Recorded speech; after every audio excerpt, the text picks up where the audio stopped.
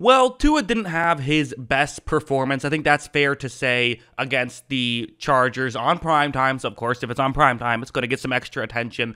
But let's talk about what he did poorly. And really, I got to be honest, I didn't think there was that much he did poorly in this one. Like, I have a couple nitpicks, but as a whole, I think that he is getting too much criticism for his performance, which, I've said before about Tua. I think that, sometimes I think people, were all lower on him heading into the season than he's ended up playing, myself included. And so I think the natural inclination for people is when he has a misstep to say, I see, I was right all along. Personally, I don't quite see it that way. And let's get into what happened in this game. Starting off with this one, it's going to be a zone coverage play where you have the receiver who's lined up to the offense's left, running towards the offense's right, so running a route over the middle.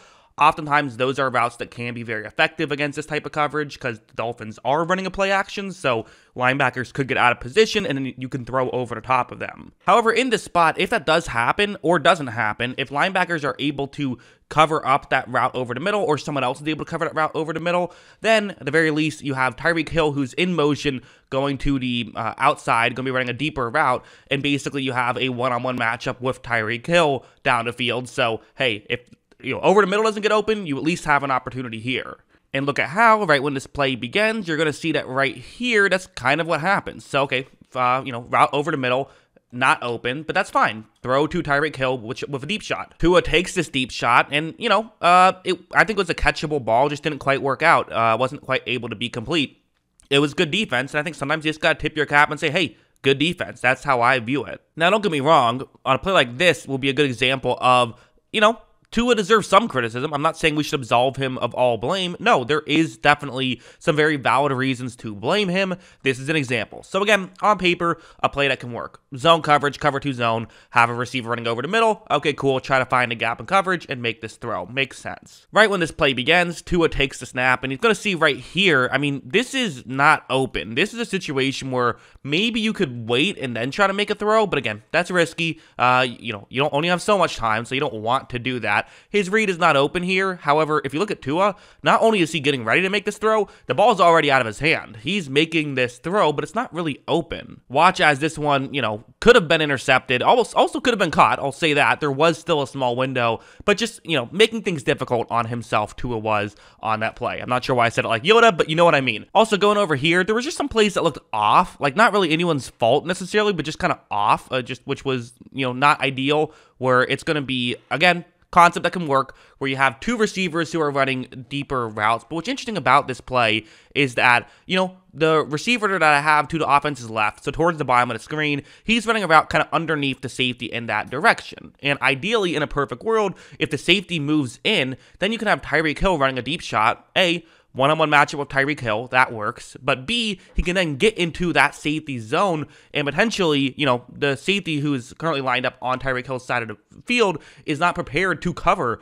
the other side of the field. So this could be a great situation. Good play call by Miami, I think. Watch as Tua's going to, fake sort of a pitch there. You see right here, this is a great spot. This play is working and Tyreek Hill should get wide open. And look, Tua throws it, and that looked like just a bit of a communication thing. I think Tua thought that Tyreek's route was going to be a little bit more flat than it ended up being. He thought it was just going to cut a little bit more. I don't think he just whiffed on that one. I think it was just a miscommunication. Could have been a whiff. I don't know. Whiffs happen. Even accurate quarterbacks whiff. So maybe that happened. But to me, that looked more of a communication issue probably. But anyways, weird play. That definitely happened. One thing we also saw a bit of, I haven't talked about that much in this video, but this is something that I had, I made a video a couple weeks ago saying our defense is playing the Dolphins wrong and playing Tua wrong, which I think that they maybe were. I'm not sure, but I still am not sure. But I think there's a chance that this kind of concept is actually the right way to play the Dolphins.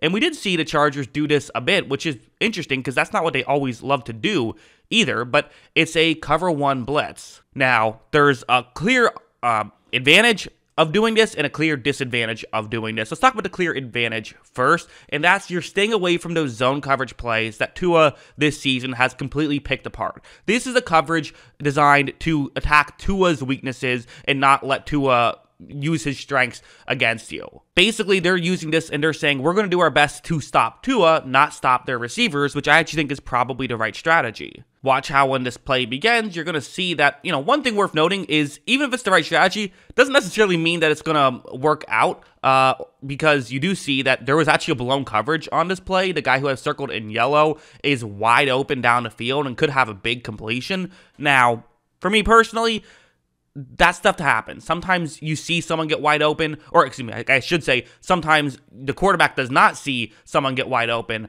and then doesn't see it until, they watch the play back. It's hard to see all 5 eligible receivers at once. You can usually only see 1 or 2 of those guys at once. You would have loved to see him read this and make a deep throw down the field, but he doesn't. Okay, fine. I'm going to be probably a little bit more lenient on that than maybe some of you will be. Maybe some of you will criticize him.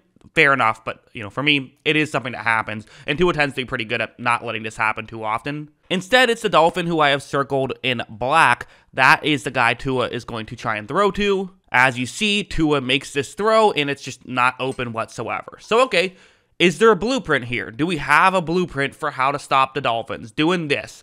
I still don't think so, because for one thing, Tua's still been very good at these plays. He just isn't quite as good as he is against zone. And the flip side is going to be stuff like this, which is in doing that, if you blitz, what you're doing is, unless it's a, kind of clever zone blitz, which you could do potentially, but typically when you blitz, it means that you're only having 1 safety deep. And with 1 safety deep, or even sometimes with 2 safeties deep, you can get in situations like this with Tyreek Hill having one-on-one matchups on the outside. Watch as Tua, once he sees this, he's made his decision. He's already in the throwing motion. It's not open yet, but it's Tyreek Hill. You're taking this chance, and I think it's the right call. Tua's going to make this throw down the field, and Tyreek Hill is going to be able to make the grab, get into the end zone for a touchdown on this one. That's what Tyreek Hill does, and leaving him one-on-one is, that's something you don't want to do, right? You don't want to just leave him one-on-one if you're an opposing defense. And you don't want to leave Jalen Waddle one-on-one if you're an opposing defense that far down the field. So if the preferred strategy is to do that, that's still not a great strategy. I think the Dolphins will be fine. I think Tua had a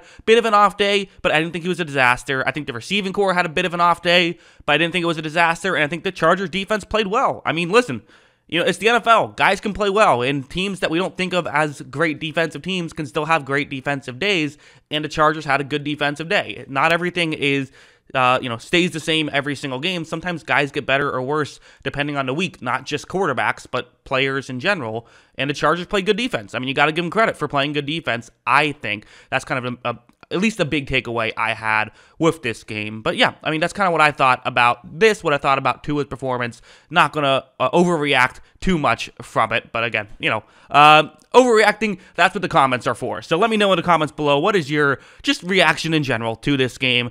Always love hearing from you. And of course, as always, thanks for watching.